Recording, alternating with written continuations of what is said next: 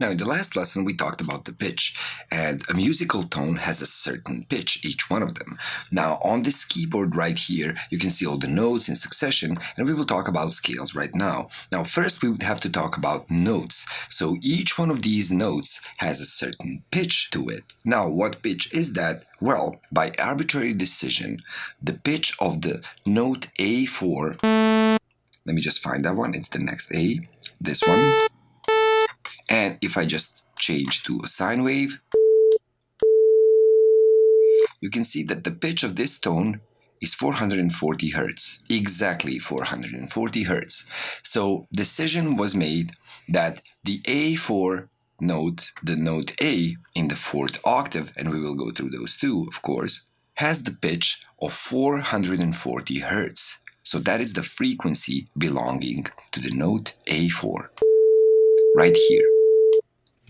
Now, once we know the pitch of the note A4, we know all the rest of the notes' pitches immediately. This is how you tune a piano. This is how all the instruments in the orchestra now are tuned, actually, by each one of them being tuned so that their A note is 440, and then you can tune all the rest of the notes, strings, wires, whatever you have in an instrument to that exact pitch. This is why when an orchestra plays, everything is just in tune. So the decision to have a precise pitch for one of the notes helps us determine all the rest of them. Now let's go through the octaves first. As you can see right here, and concerning scales too, we have all of these notes in a pattern that repeats itself. So if we, let's say, go from C to a C note, so C, D, E, F, G, A, B, and C again. Well, you can determine that the note C repeats itself as well as every other note through octaves. Now, how does that help us? What does that mean? Why is it the same name for the note that is one is lower in pitch and one is higher in pitch? What connects those? Why are they the same note? They are exactly the double or half of each one's frequency. So if we look at the note A4, that we talked about, which is 440 hertz, exactly. If we look at the A note right below that one, so the next A note, which is right here, as you see, we have like two black ones, then three black ones, two black ones, three black ones. Note A is always here, where you have the three black ones between the last two of them. That's the A note. Now here, an A note has 220 hertz, exactly. So exactly half the frequency of the upper octave one. Now if we go even lower than that one, this A note that's even before, that's 110 hertz. If we go lower by one, and I will lower the octave, let me check. So 220, 110, and we go an octave lower, we get 55. Now I can go to high resolution and just show you that. See that? 55 exactly. Now we go up. That's 110. We go up. 220. 440. Up more. 880. Up more. That's double of 880. So 1720 hertz. Actually, and so on. And that is the same rule applied to each one of these notes. So a note C right here has a certain frequency, and then the note C right underneath that one has the frequency half of that one, and the note up from it, from that C, the note upper, is double of this one's frequency. So it's always double or half. This is how octaves go, and this is why all of these notes repeat themselves through this scale. So we have 12 notes in semitones, and we will talk about that interval too, that repeat themselves. So let's start from the note A that we know precise pitch for. We can go A, B, C, D, E, F, G, and then A again, of course, double of that frequency. In between, we have sharps or flats, so these black ones. So we have an A, then an A sharp, B, C, no sharp right there, C sharp, D, D sharp, or E flat, E, F, no semitone right in between those, then F sharp, G, G sharp, A sharp, B, and so on and so on. Now, this interval between two adjacent notes on a piano is called a semitone. And it is always the same musical interval. It sounds the same. So the difference between two notes right there in pitch sounds the same to us. So the difference between C and C sharp, like let's play a higher one, like here, is the same as the difference between F and F sharp.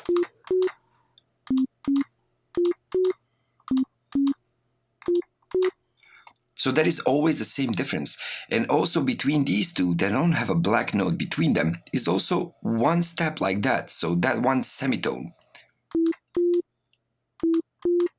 So we call that difference between two notes on a piano, we call that a semitone. And it's always the same interval. So when we divide all the frequencies from C to a higher C, which is a double of that octave, when we divide that into semitones, each one of those is a perfectly even interval. Now we call those intervals semitones. If we go a whole tone, which is two semitones, it's called a whole tone. So that is the intervals that we have. Semitones, which is an interval between two adjacent notes on a piano, this one and this one, this one and this one, so interval of semitone up, semitone down, or a whole tone, which is actually two semitones. Now, what are musical scales? Well, these are the tones that give us a musical scale that provides a pleasing and harmonic group of notes. So we don't play them together, of course, always, but we have notes and we have scales that are gatherings of notes. So collection of notes that together form a scale. We can play that scale upwards or downwards, and usually the notes are the same, with exception of some scales that are played with different notes when you're going upwards and different notes when you're going downwards. Now let's check that on a C major scale, just like this. A major and a minor scale are the two most important ones that you will go through in the beginning. A major scale sounds happy, and a minor scale sounds sad. This is the easiest way for you to recognize them. But they do have some overcrossing elements. You will see what I mean. So a C major scale is the easiest one to learn in the beginning, since a C major scale contains only white notes. So it goes like this: C, D, E, F, G, A, B, and then C again. So let's hear that. And I can play that for you on the keyboard.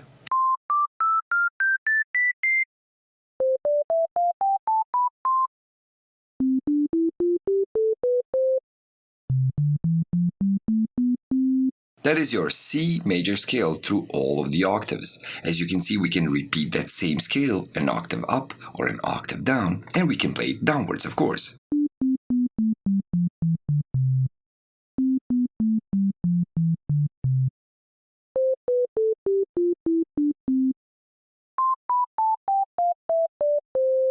So that is our C major scale. Now let's go through a minor scale. You heard this one. It does sound kind of uplifting, kind of happy. Now let's go through a minor scale. An A minor scale has exactly the same notes as a C major scale, but it starts and finishes on the A note right there. So let's see that. A, B, C, D, E, F, G, A. That should sound sad. So listen to just the scale without me talking.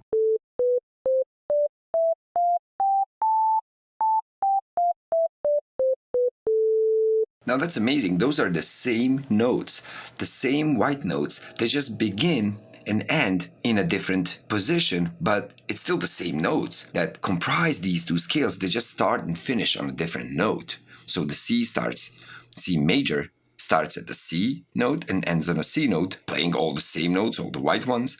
And the A minor scale starts on the A note, finishes on the A note, but plays all the same notes. It just sounds sad. Now, these are two basic and most important for you to grasp immediately scales in music, major and minor scales. Now, we can compose any other scale by just counting the semitones and tones, whole tones, so semitones and whole tones between the steps of these scales.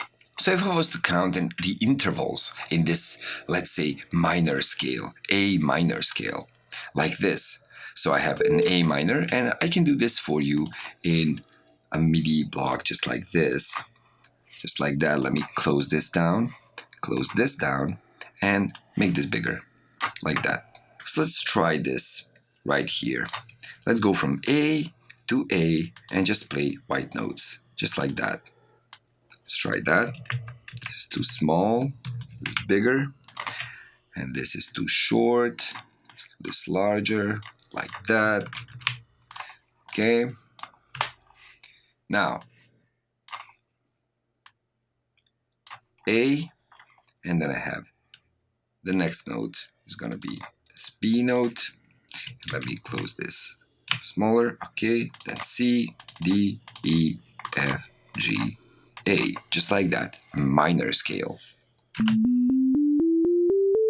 So we can say that this natural minor scale, like this, has the steps of a whole step, since we are not playing the next adjacent semitone. So we have a whole step, then a half step, then a whole step, half step, whole step, whole step. This is the relation between the notes in this minor scale. Now, this is an A minor scale. What if we wanted a C minor scale? We know the C major is only white notes, but what about C minor or, I don't know, E minor? Well, we can just take all of these notes in Ableton, which makes it easy, and just move them upwards, just like that. Now we have the same relation between the notes of semitones and halftones, but now we have the E minor scale, like this. If we move it one up, all of those, we have an F minor scale.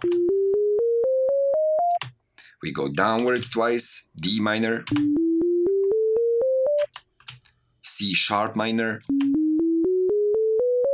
So what changes is the pitch of all of the notes, but they all change together. So we still have a whole step, half step, whole step, half step, whole step, whole step, and still retains the same relation between the notes in the scale, and this is our minor scale.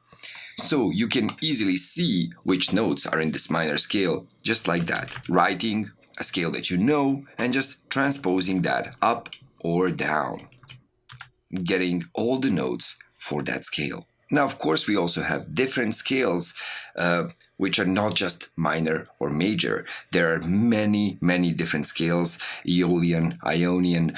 We have all of these different scales, and they just have different number of notes in the scale, where this number 8 is usually the most popular in Western music, but we have scales, let's say pentatonic scales, that have only 5 notes in a scale, like the ones, let's say, in Asia, and we have different scales with different order between the notes, different number of notes per octave, from, let's say, different continents, different cultures, but they all retain this. So once you have the scale, that scale is the same for each one of the pitches. So for each one of the root notes of that scale. So we can say that for this minor scale of A minor, the root note is A.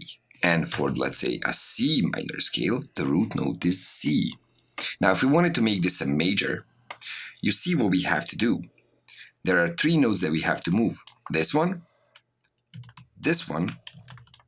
and this one. So all the sharp ones that are on the black notes, move those up once, we have a major scale. Now this is a C major scale, all the white notes. If we move that up or down, let's say an F sharp major scale, just like this. Happy? D's major. G sharp major scale, let's do this. So you can see that the relations between notes, the steps we take to the next note, are different in the major scale. Let's go back to C and then calculate. So in a major scale, we have a whole step, so 2 semitones, then a whole step again, 2 semitones, then a half step, which is 1 semitone, then a whole step again, whole step again, whole step again, and then a half step at the end.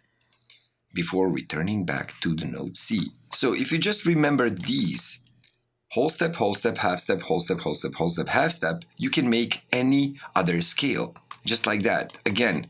And you can do the same thing for the minor scales. If you just remembered the steps in a minor scale and just recreated that from anywhere, let's say I wanted an F minor scale right here, I'm going to, right after this one, I'm going to start with the F note. So we have a whole step first, okay, then we have a half step, then we have a whole step, so whole step, then we have a half step, whole step, so we have a half step, then whole, and whole. So this is how we get the minor scale of F. We can do that, or we can of course take these and pull them up to the root note of F, and we will get the same notes. So see, the logic is sound. It's easy to remember these two basic scales, C major and A minor, which both have only white notes, and you can transpose those up and down and get these two really basic major and minor scales built very easy. So as a beginner, I think this will help you immensely.